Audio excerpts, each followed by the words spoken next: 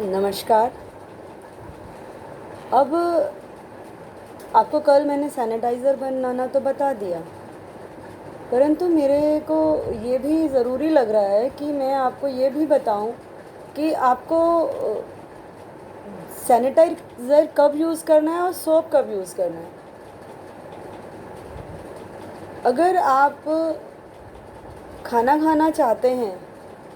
और sanitiser use करके आप खाना खाने बैठ रहे हैं तो आप गलती कर रहे हैं। बेसिकली जब आप सैनिटाइज़र यूज़ करते हैं तो उससे वायरस मरता है, कुछ बैक्टीरियाज भी मरते हैं जो हेल्दी वाले होते हैं, ठीक है। परंतु उसके साथ जो हाथों पे लगी हुई जो मिट्टी है वो नहीं जाती है, वो तो आपकी रहती है आपके हाथों में। तो अगर आप खाना खाने जा रहे हैं बिना हाथ धोए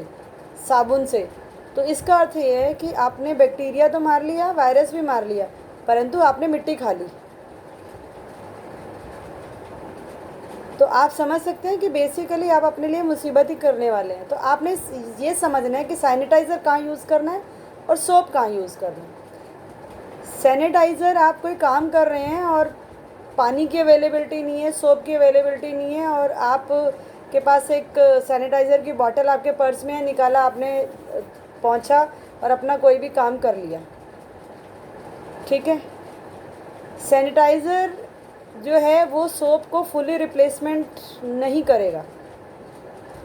सोप से बेस्ट एक्चुअली में कुछ नहीं है, ठीक है। और लोगों को ये भी समझ नहीं आ पाता है कि हम कॉस्टली सोप लें या सस्ता ले वाला ले लें। तो सोप चाहे 10 रुपये का हो चाहे 50 रुपये का हो, बात वही करने वाला, क्योंकि उसके अंदर कास्टिक सोडा और फैट ही है। परसेंटेज ऑफ फैट वेरी करेगा, या ग्लिसरीन या कोकोनट ऑयल किसी भी फॉर्म में, जो वायरस को किल कर देता है। तो आप जब सोप खरीदे तो ये महंगा सस्ता सोच के बिल्कुल नहीं खरीदे। हाँ, जिन लोगों को थोड़ी सी ड्राइनेस की समस्या है वो लोगों को ये सोचने की ज़रूरत है कि वो जो सोप खरीदें तो उसका जो बेस हो, जो वो फैट हो, उसमें परसेंटेज ऑफ ग्लिसरीन या कहें कि कोकोनट ऑयल या सरसों का तेल, जो भी उसका बेस है, फैट इन एनी बेस, वो ज़्यादा मात्रा में हो जाए, ठीक है। उसका बेस ग्लिसरीन हो या आपका ये कोकोनट ऑयल हो, वही आपके लिए जो है वो ड्राइनेस नहीं कॉज करेगा। और आपने देखा होगा कि बहुत ज़्यादा सोप यूज़ करने से हमारे को जो ड्राइनेस होती है वो इसीलिए हो जाती है कि उसके अंदर परसेंटेज ऑफ फैट जो है, जो कि कोकोनट या आपका कहें कि ग्लिसरीन, वो काफ़ी कम है। और इसी वजह से ग्लिसरीन और कोकोनट ऑयल के जो साबुन है वो एक्चुअली में महंगे मिलते हैं। परंतु अगर हम वायरस को मारने की बात करें, हैंड वॉशिंग की बात करें, तो आप कोई भी सोप यूज़ कर सकते हैं। आप सैनिटाइज़र हैं, आपने स्विच छू लिया है, या आपको लग रहा है पता नहीं स्विच को पहले किसने छुआ है, सैनिटाइज़र मारो, स्विच को छू लो, या स्विच को छू लिया, सैनिटाइज़र से हाथ पहुँच के, दरवाजे को हाथ लगा लिया, सैनिटाइज़र से हाथ पहुँच, दैट इज़ पॉसिबल। वो सब आप कर सकते हैं। आपने बेफालतू की इधर उधर की चीज़ों को गलती से हाथ लग गया, आपने सैनिटाइज़र लगा दिया अपने हाथों पे, या आप लगाने वाले हैं तो आप सैनिटाइज़र का स्प्रे कर लें। अब सैनिटाइज़र जो है मार्केट में जो है वो अल्कोहल बेस वाले एक्चुअली में बिक रहे हैं, और कुछ दूसरे बिक रहे हैं जिसके बारे में हमें नहीं पता। तो हॉस्पिटल सेटिंग के लिए आपको अल्कोहल बेस का ही लेना चाहिए। घर की सेटिंग में थोड़ा आपको बिना अल्कोहल बेस चल जाएगा, परंतु आपको जी हॉस्पिटल सेटिंग वाले ही चाहिए, तो उसमें आप 60% या 50% आप अल्कोहल लें, जो कि नीले रंग की मैथिलेटेड स्पिरिट के नाम से आता है, और उसके अंदर आप जो है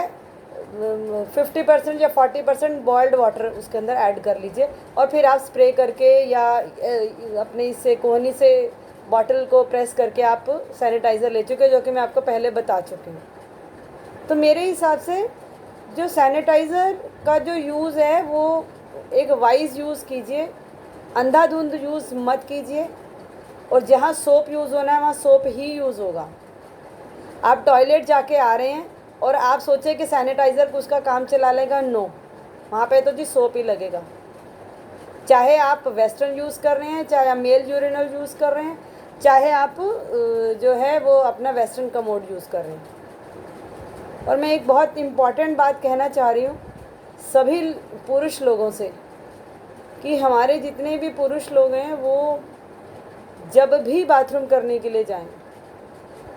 तो मेरी बात को अन्यथा ना लें, जब भी बाथरूम करने जाएं अपने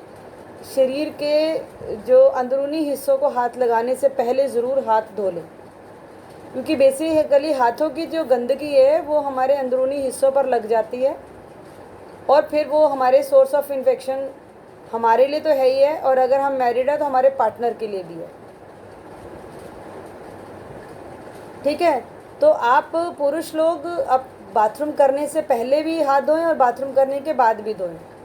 और नहीं तो वो क्या करें कि फिर वो जैसे बैठ के यूरिन करते हैं वो वैसे यूरिन कर लें,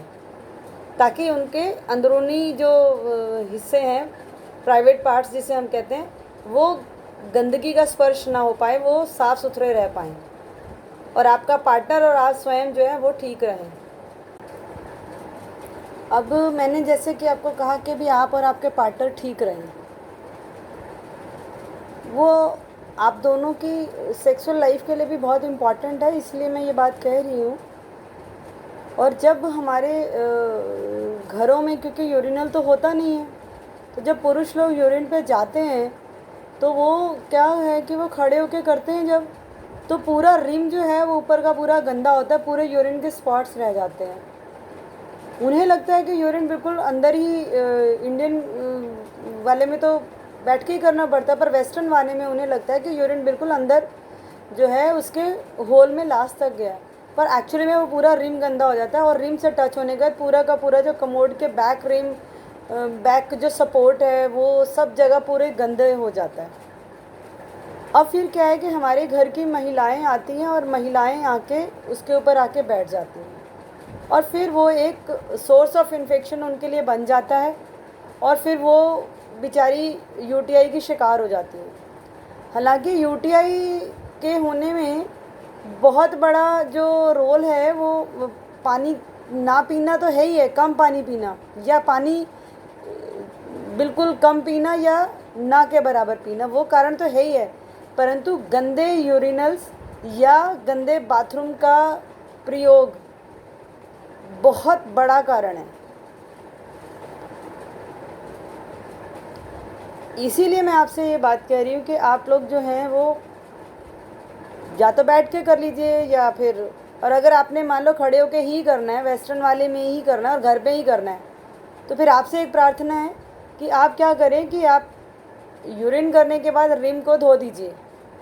और पीछे वाली जगह पे भी पानी डाल दीजिए, ताकि उसकी सारी की सारी गंदगी जो है वो वॉश हो जाए और आपके घर की कोई महिला बीमार ना हो जाए, जो कि जिसके इलाज में आपके काफ़ी हज़ारों का खर्चा हो जाने वाला है। और ये भी आपको शायद पता ही होगा या नहीं भी पता तो कोई बात नहीं, मैं बता देती हूँ कि फीमेल्स को यूटीआई मेल्स के कंपैरिजन में ऑलरेडी जल्दी होता है। उसके कुछ फिजियोलॉजिकल कारण हैं